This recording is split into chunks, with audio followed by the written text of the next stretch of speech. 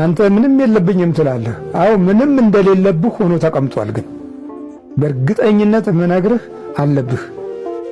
እኔም ደህና ሰው አጥቼ ነው እንጂ አለብኝ። ደህና ሆነህ ከመጣህ እቀበልሃለሁ።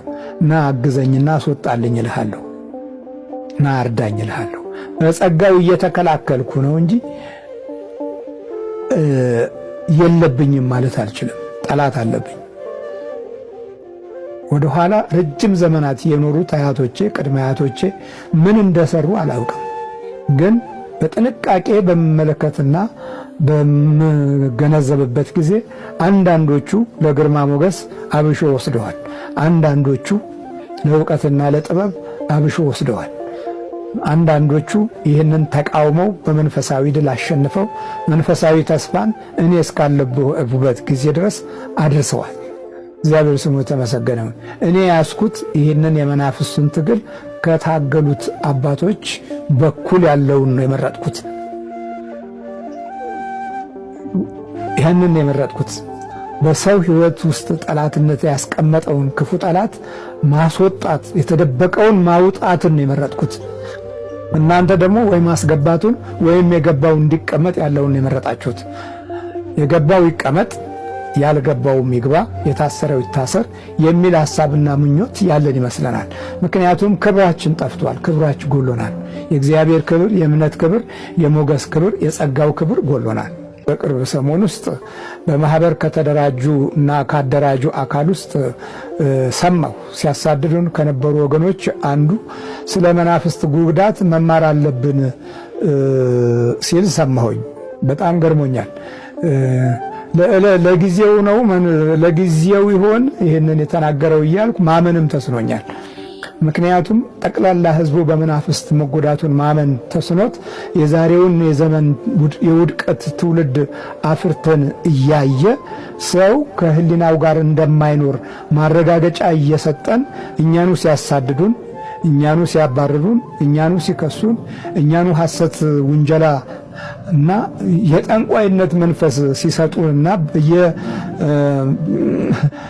በየተቋማቸውና በየቤተ ክርስቲያኑ ሲሰብኩን የምንሰማው ነገር በእውነት የተወለድንበት ጀርባ ከጠላት ጋር የተያዘ መሆኑን ከመዘንጋት ጋር የመጣ ውጤት ነው።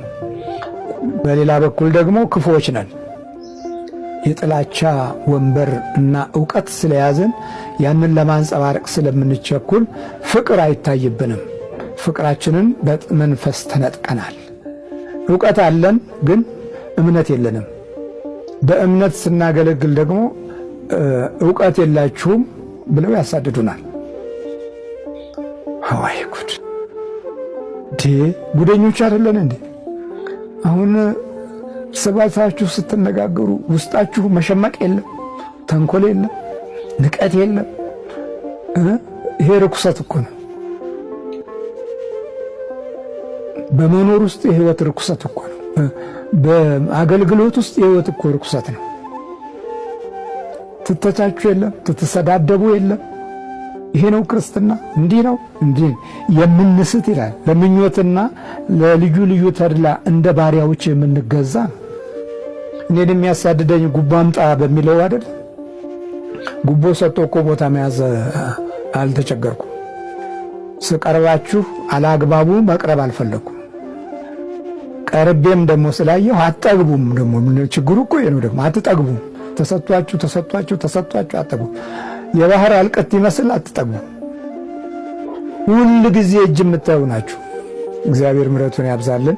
የመንፈስ ስቃይ ሌሎች ላይ በደረሰበት ልክ ልጆቻችን ላይ እስኪደርስ የምንጠብቅ ዛሬም ልጆቻችን ላይ ደርሰው ፈዘው ደንግዘው በተለያየ አይነት ሕይወታቸው በመናፍስት ሱስ ተጠምደው የዲያብሎስ አጋዥነት ባለበት ምኞት ውስጥ ወድቀው ሲባዝኑ ከሕይወታቸው ተጣልተው ከቤተሰብ ሲጣሉ ከኑሯቸው ከጊዜያቸው ከተስፋቸው ሳይገናኙ የምናያቸውና የምናሳድጋቸው ትውልዶች ራሳችን ያመጣ ነው፣ ባለማስተዋል ያካበት ነው የጥፋት መንገድና ጊዜና ዘመንን ለዲያብሎስ ሰጥን ተኝተን ያመጣ ነው ውድቀት ነው።